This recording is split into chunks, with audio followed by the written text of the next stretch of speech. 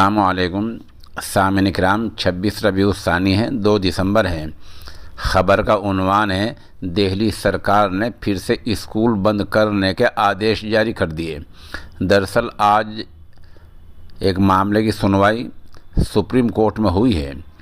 Supreme court ने दिल्ली सरकार से पूछा कि दिल्ली की हवा ख़राब है, मौसम बदला हुआ है, बड़े यानी उनके बाप घर से काम कर रहे हैं और बच्चे धुंध में स्कूल जा रहे हैं, इस पर अपना पक्ष रखें और आपका जो मौक़िफ़ है, जो स्टैंड है, वो हमें बताएं। सुप्रीम कोर्ट की बहुत सख्त फटकार लगने के बाद दिल्ली सरकार ने आज फिर दूसरा आदेश जारी कर दिया। ये आदेश कल जुमे के दिन से लागू हो जाएगा। दिल्ली के स्कूल अगले आदेश तक, अगले हुक्मनामे तक बंद रहेंगे।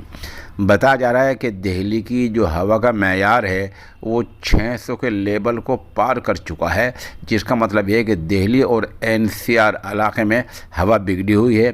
सुप्रीम कोर्ट ने जैसा सख्त आदेश दिया है और जिस तरह फटकार लगाई है, उससे ये अंदाज़ा लगाया जा सकता है कि अगले 24 घंटों में दिल्ली और एनसीआर इलाके में कुछ और भी ऐलानात हो सकते हैं।